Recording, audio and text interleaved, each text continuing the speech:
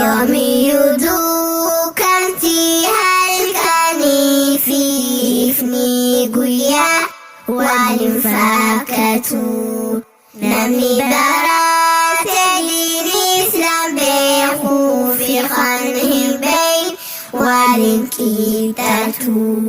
Duraan dursee galanni kan Rabbi kan diin Islaam kana nuuf laffise.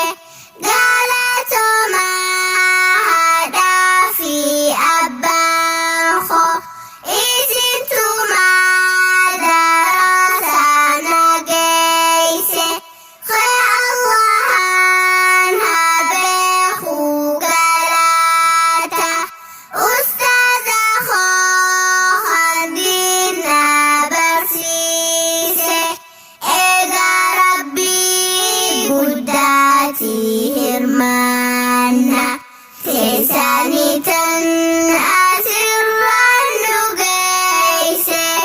Egaa Rabbii guddaati hirmaanna.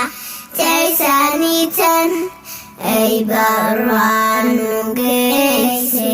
Yoomiyyuu duukantii halkanii fi ifni guyyaa waliin fakkaatu. Namni barate diinii Islaam beekuu fi kan hin beekne waliin qixxaatu.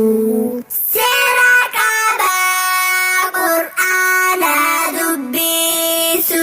Seera itti dubbisan barachuu. Hunda qubee afaan keessa baatu.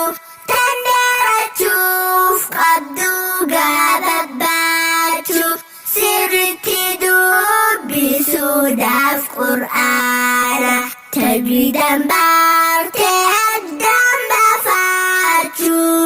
Sirriitti dubbisuudhaaf Qur'aana tajwiidaan bartee addaan baafachuu. Seera sabaa dubbisnu warattiil Qur'aana tartiilaa. Seera sabaa dubbisnu warattiil Qur'aana tartiilaa. Quraanni nuuf seera haa hubannu. Seerisa nuu kattiin hoogganamnu. Kanaafuu nu hundi haa barannu. Waan barannes itti haa hojjannu. Akkas malee addunyaa fakhiira. Jireenya tasgabbaa waan jiraannu. Akkas malee addunyaa fakhiira.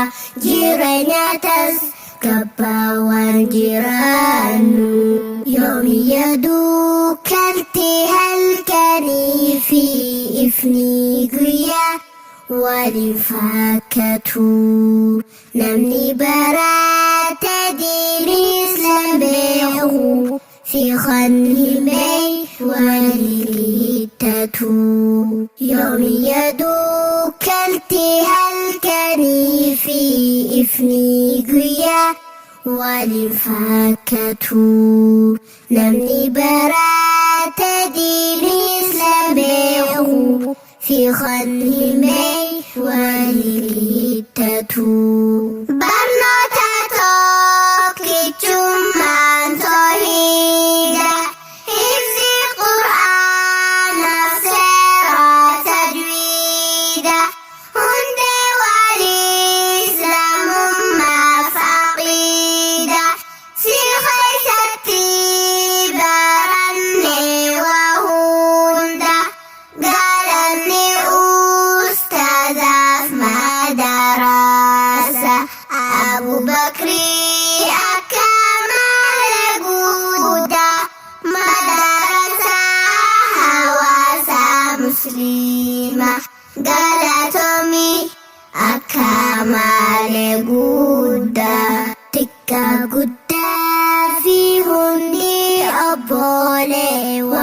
مسلمة خني رادنا برني بالتي ديها باسم قرآن قلبي قالنا سيرك أبا قرآن دبيسو سيرايتي دبيس أمباراتشو هندكو بأفا خيساباتو تندرتشوف قدو قابباتو سرتي دبيسو داف قرآن تجريدا بارتي هدام بفاتشو سرتي دبيسو داف قرآن تجريدا بارتي هدام بفاتشو يومي يدوك انتي هلكني في إفني قويا والمفاكتو نمي